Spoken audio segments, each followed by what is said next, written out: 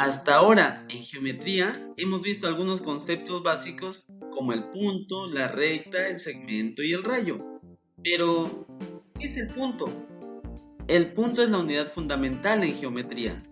El punto no tiene dimensiones, es decir, no tiene altura, no tiene ancho, no tiene longitud, y se le llama unidad fundamental o unidad básica porque a partir de él podemos construir figuras geométricas, rectas, segmentos, rayos, etc.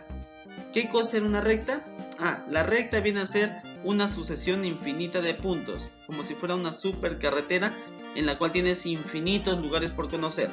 Ya puedes desplazarte tanto a la izquierda como a la derecha las veces que tú quieras. Se le representa de la siguiente manera.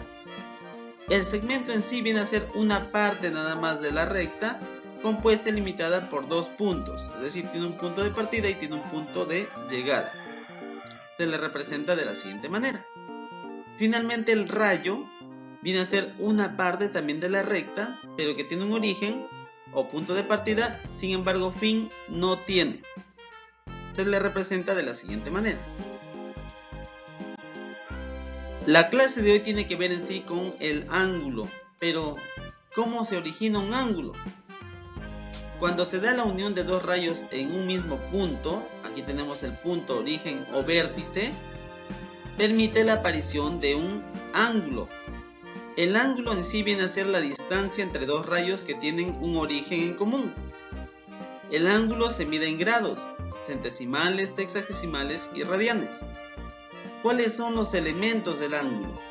Pues tenemos los lados AO y el lado OB, que en realidad son rayos, el rayo AO y el rayo OB, y tenemos también un vértice, en este caso el punto O. ¿Cómo se representa un ángulo? Se le representa de la siguiente manera, o también con la letra griega alfa. Clasificación del ángulo. Según su medida, un ángulo puede ser recto, es aquel ángulo que mide 90 grados, es decir, la distancia entre sus rayos es de 90 grados.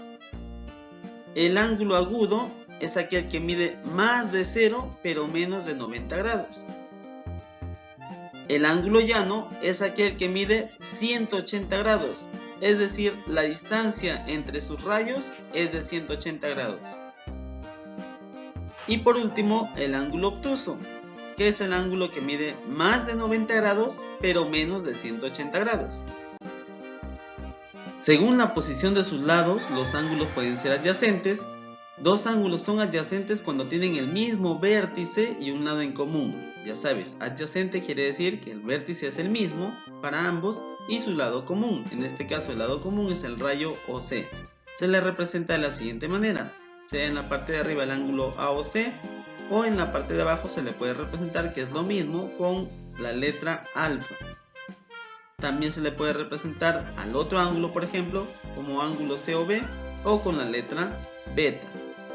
Tanto alfa como beta son las dos primeras letras del alfabeto griego que se utilizan usualmente para designar ángulos en matemáticas. Los ángulos opuestos por el vértice pues son dos ángulos determinados al trazar dos rectas secantes.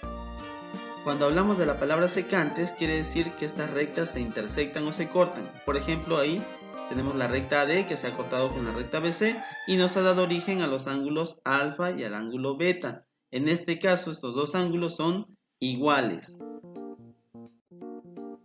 La tercera clasificación de los ángulos es según sus características. Tenemos los ángulos adyacentes complementarios, ya sabes que adyacentes quiere decir que comparten un mismo lado.